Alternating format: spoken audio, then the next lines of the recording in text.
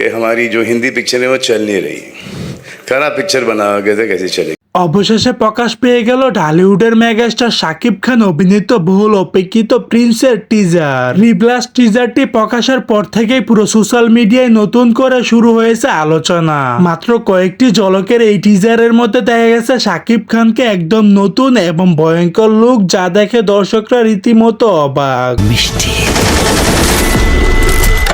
আর আমার শত্রুর সাথে যে ধান্দা করবে।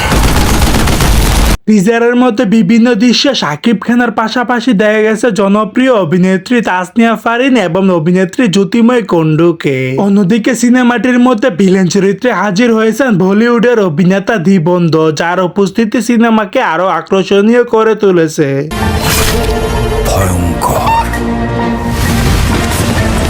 টিজারটি প্রকাশের পর থেকে সোশ্যাল মিডিয়ার মধ্যে আগুন লেগেছে। এমনকি বলিউডের ভাইজান সালমান খানও নাকি বলেছেন, এটা কি বাংলাদেশি সুপারস্টার শাকিব খান? আমি তো সত্যি অবাক। টিজারের মধ্যে তাকে এক কথায় অসাধারণ লাগছে।